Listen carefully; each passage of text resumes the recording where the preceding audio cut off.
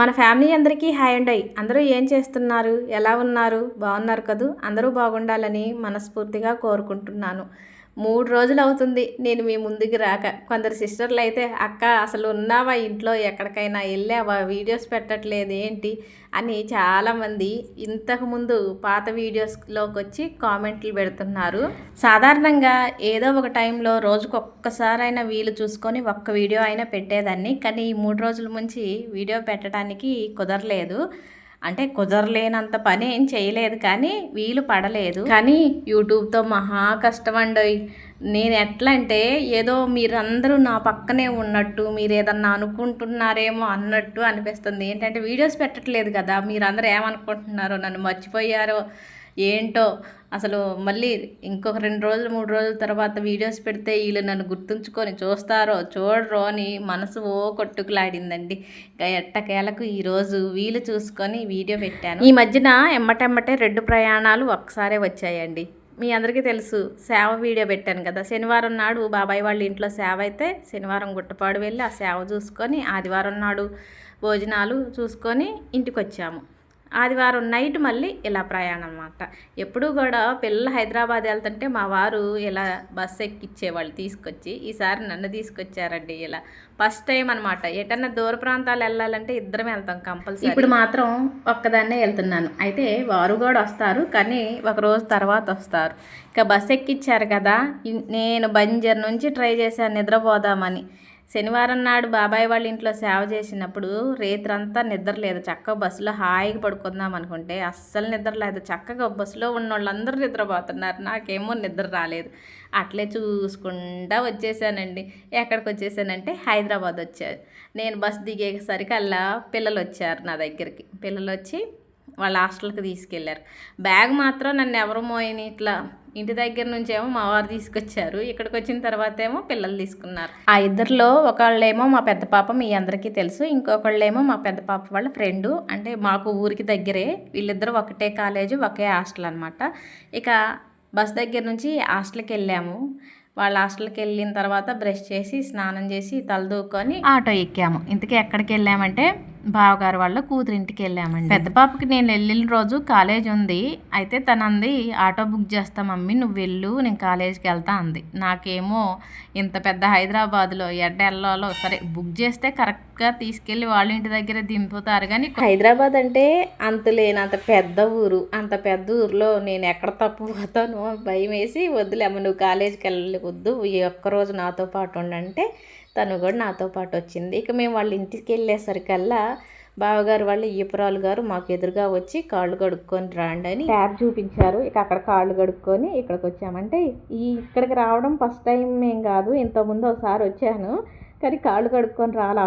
ఇప్పుడు మాత్రం ప్రత్యేకంగా కాళ్ళు కడుక్కొని వస్తున్నామంటే ఒక విశేషం ఉంది, అందుకనే కాళ్ళు కడుక్కొని వచ్చేసాం. ఇదిగోండి తను ఇప్పుడు మాకు ఎదురుగా వచ్చిన వదిన గారు, అంటే బావగారు వాళ్ళు ఈపురాలు గారు. తను అక్క, చాలా మందికి తెలిసే ఉంటుంది, అంటే మా తోటికోళ్ళు. మా పాప పెద్దమ్మ ఏం చేస్తుంది అనుకుంటూ లోనికి వస్తుంటే ఇదిగో ఊడుతున్నా అంటుంది. ఇక ఇక్కడ కూర్చున్నదేమో బావగారు వాళ్ళ అబ్బాయి. వీడియో తనని పూర్తిగా చూపించలేదు, ఎందుకంటే అందరూ ఇష్టపడరు కదా వీడియోలో పట్టం, అందుకనే చూపించలేదు. వచ్చిన తర్వాత టీలు తాగి కొద్దిసేపు కబుర్లు ఆడుకున్నాం. ఇంతకీ ఇక్కడికి వచ్చిన విషయం ఏంటో చెప్పలేదు కదా. భాష్మితకి బాబు పుట్టాడండి. అప్పట్లో ప్రెగ్నెంట్గా ఉన్నప్పుడు వచ్చాను, మళ్ళీ ఇప్పుడు బాబు పుట్టినప్పుడు వచ్చాను. మేము వచ్చింది ఆదివారం కదా, శుక్రవారమే బాబు పుట్టాడు. అయితే శుక్రవారం, శనివారం, ఆదివారం హాస్పిటల్లో ఉన్నప్పుడే నా పెద్ద కూతురు చిన్న కూతురు హాస్పిటల్కి వచ్చారు. కానీ ఎక్కువ మంది ఎవరిని ఉంచట్లేదు హాస్పిటల్లో అంటే ఇక ఆ టైంలో నేను రాలేదు. అంతేకాకుండా తనకి మామూలుగా నార్మల్గానే డెలివరీ అయ్యింది. ఇక ఇంటికి వచ్చిన తర్వాత వద్దామని ఇలా ఇంటికి వచ్చిన తర్వాత వచ్చాను అనమాట. నేను వెళ్ళింది ఆదివారం కదా, సోమవారం వీడియో. ఇక ఇంట్లో పసిపిల్ల తల్లులు ఉన్నారంటే ఇంట్లో పడి చాలా ఉంటుంది. పిల్లల్ని చూసుకోవటం, తల్లిని చూసుకోవటం, వాళ్ళకి టిఫిన్లు చేసి పెట్టడం, వాళ్ళకి కావాల్సినవన్నీ చూసి పెట్టడం, ఇట్లా పనులు ఉంటాయి కదా. ఇక అక్క ఆ పనులన్నిటిలలో బిజీగా గడిపేస్తుంది అనమాట. ఇప్పుడు ప్రస్తుతానికి ఈ వీడియో మంగళవారం ఉదయం వీడియో అండి. మంగళవారం ఉదయం దోశలు పోస్తుంది. ఇవి జొన్న దోశలు కాదు రాగి దోశలు. ముందు రాగి దోశలు పోసేసి టిఫిన్లు అందరికీ చేసేసింది, అందరికీ పెట్టేసింది తను.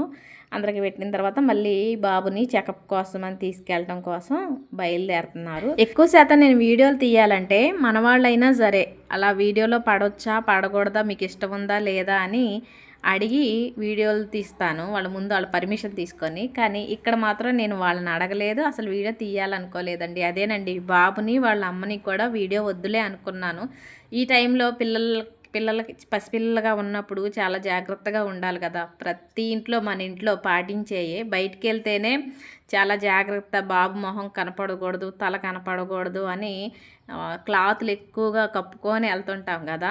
అట్లే ఈ వీడియోలో కూడా చూపించకూడదులే, కరెక్ట్ కాదని నేనే వీడియోస్ తీయలేదు. ఇక వాళ్ళు హాస్పిటల్కి వెళ్ళేటప్పుడు అక్క చేతిలో పట్టుకున్నది ఆ క్లాత్ మాత్రమే కనపడింది, బాబు అయితే కనపడలేదు. ఇక అక్క వాళ్ళు వెళ్ళారు కదా హాస్పిటల్కి, వాళ్ళు వెళ్ళి వచ్చేసరికి బాబు రూమ్ శుభ్రంగా క్లీన్ చేద్దామని ఇలా ఊడుస్తున్నా. మొత్తం ఆ బెడ్ మీద ఉన్న బట్టలన్నీ తీసేసి రూమ్ ఊడ్చిన తర్వాత బాబుకి కావాల్సినవన్నీ ఇలా చదివేస్తున్నా. ప్రస్తుతానికి ఈ వీడియో తీస్తున్న సమయంలో మాత్రం నేను, బావగారు వాళ్ళ అబ్బాయి సాయి, వదిన గారు ఇంట్లో ఉన్నాము.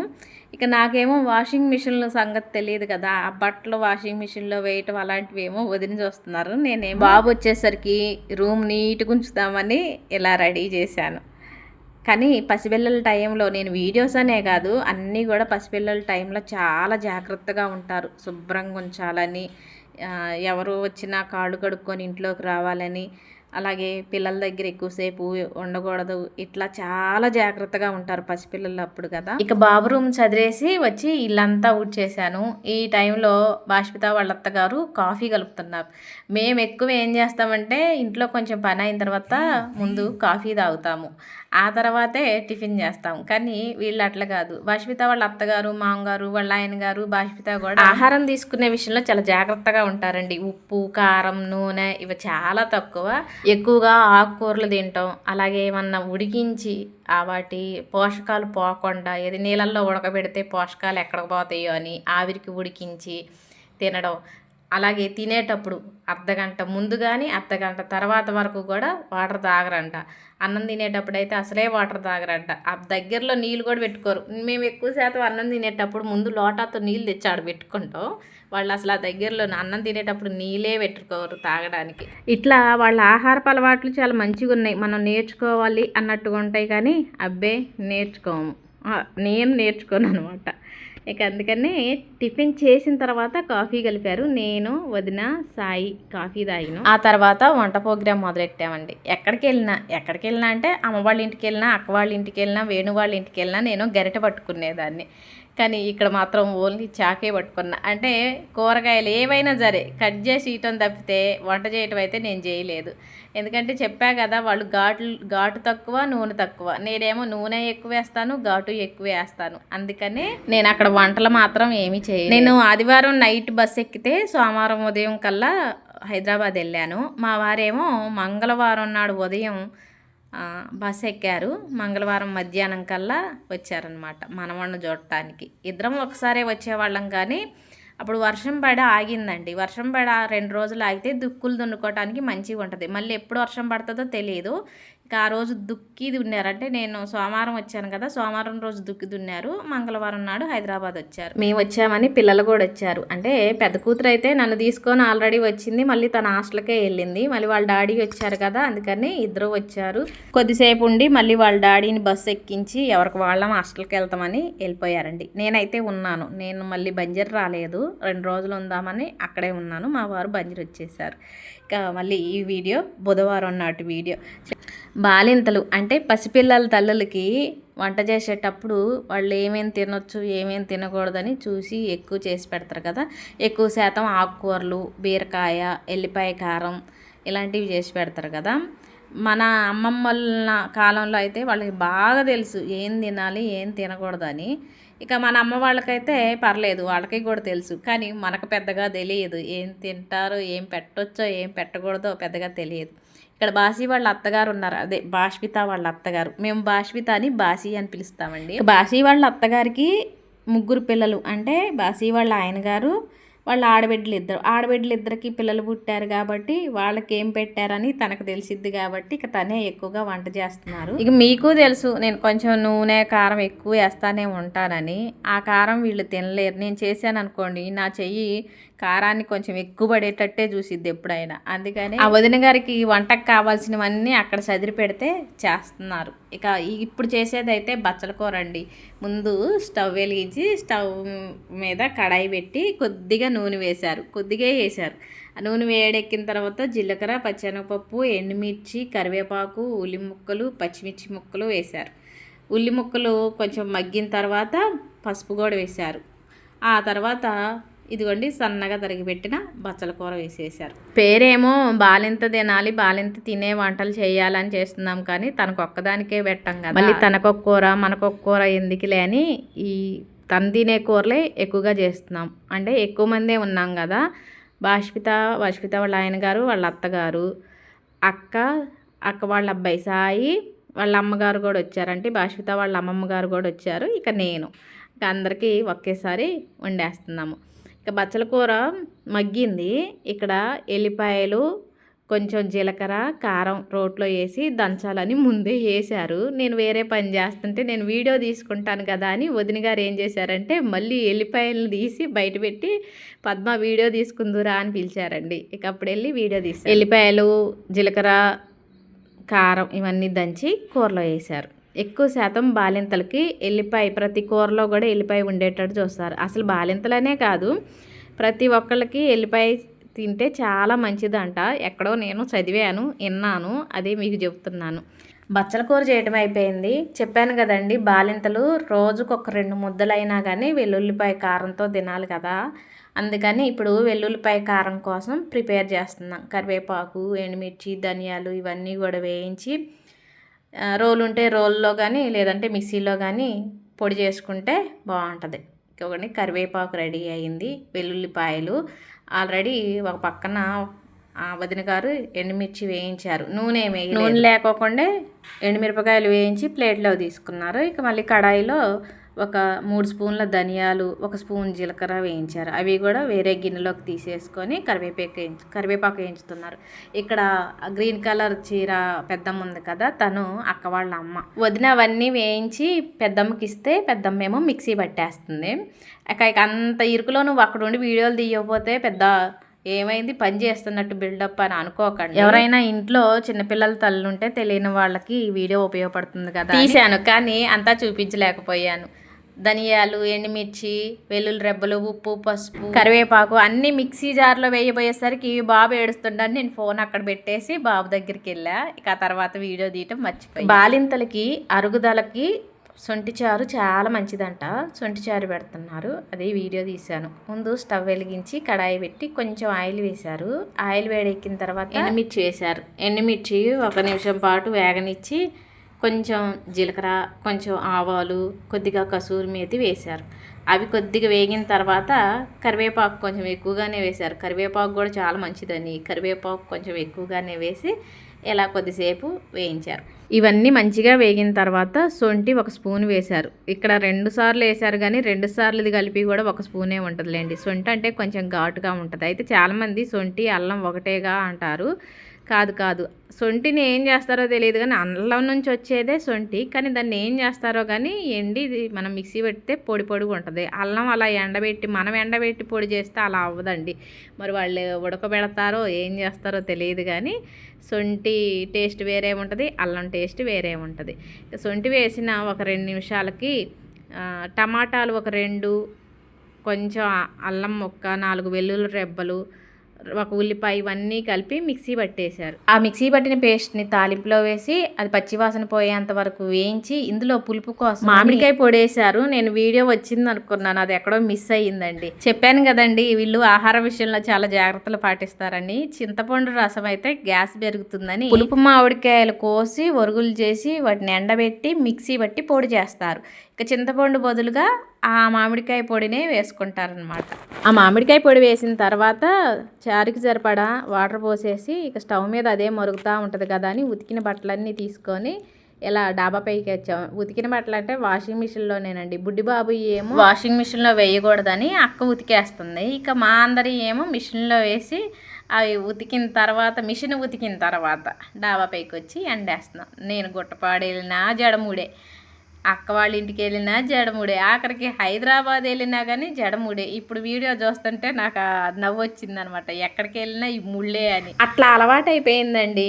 ఏంటో పని చేయాలంటే ముందు జడని ముడేస్తే తప్పితే పని వల్ల కాదు. ఎక్కడికి వెళ్ళినా కానీ అట్లా అలవాటు అయిపోయింది. నేను చూస్తూనే ఉన్నా, నాకే కాదులేండి చాలా మందికి ఇట్లే అలవాటు. మీకు కూడా ఇంతేనా? అయినా ఇప్పుడు నేను ఈ వీడియోలో చూసి అక్కడికి వెళ్ళిన ముడేనా అని నవ్వుకున్నాను తప్పితే, మన ఊరు నుంచి ఒక బస్సు ఎక్కి వేరే ఊరు వెళ్ళినంత మాత్రాన ఊరు మారిద్ది తప్పితే మన అలవాట్లు మన పద్ధతులు ఎందుకు మారతాయి అంటారు కదా. పుట్టుకతో వచ్చింది పుడకలతో కానీ పోదని. ఇది కూడా అంతే. ఒక చాటకి వెళ్ళామని అలవాట్లు మారటాలు అస్సలు ఉండదబ్బా. ఎప్పుడు ఒకేలాగా ఉంటాం. సిటీకి వచ్చి మారటమేమో కానీ కొందరేమో సిటీ బాగుంటుందని కొందరు అంటారు, పల్లెటూర్లు బాగుంటాయి అని కొందరు అంటారు. నన్ను అడిగితే పల్లెటూర్లే బాగుంటాయి. పల్లెటూర్లని ఎందుకు అంటున్నానంటే, పల్లెటూర్లలో ఎంత పనులకి వెళ్ళినా వ్యవసాయం పనులకి కూలి పనులకి ఎక్కువ వెళ్తూనే ఉంటారు. పనులకి వెళ్ళొచ్చిన తర్వాత ఇరుగు పొరుగు అంటూ మాట్లాడుకుంటూ ఉంటారు. ఇక్కడ సిటీల్లో ఏంటంటే ఉదయం అన్నం కట్టుకొని క్యారేజీలో కట్టుకొని వెళ్తే నైట్ ఎప్పుడుకో వస్తారు పాపం. వచ్చి మళ్ళీ వాళ్ళ బిజీలో వాళ్ళు ఉంటారు తప్పితే పక్కోళ్ళతో మాట్లాడే టైం కూడా వాళ్ళకు. నేను ఇక్కడ 4 రోజులు ఉన్నాను. అసలు ఆ పక్క వాళ్ళ మొహాలే నాకు కనిపించలేదండి. వాళ్ళు ఎప్పుడు లెగుస్తున్నారో ఎప్పుడు వెళ్తున్నారో తెలియదు కానీ ఎవ్వరూ కనిపించలేదు. అందుకే పల్లెటూర్లే బాగుంటాయి. ఎంత పని చేసినా మనుషులకి ఒకరికొకరు కనపడుతూ ఉంటారు. ఇక బట్టలు ఆరేసిన తర్వాత ఆడ ఉయ్యాలు ఉంది. ఉయ్యాలు ఊగుదాం కదా అని అక్కడ కూర్చున్నా. నేను అట్లా కూర్చొని ఊగబోయేసరికి వదిన పిలిచారు, వీడియో తీసుకుంది విట్రా అని. ఏంటంటే ఇదిగోండి, ఇక్కడ పాసి వాళ్ళ ఇంటి దగ్గర ఇది వాటరు ఫిల్టర్ చేసేదంటండి. చాలా పెద్దగా ఉంది. అక్కడి నుంచి అటు అంతా కూడా ఆ వాటర్ ఫిల్టర్ చేసేదానికి సంబంధించిందే. వేస్ట్ వాటర్ని ఫిల్టర్ చేస్తారంట. మళ్ళీ ఆ ఫిల్టర్ చేసిన వాటర్ని వాడుకోవటానికి ఉపయోగించుకుంటారంట. చాలా పెద్దగా ఉంది.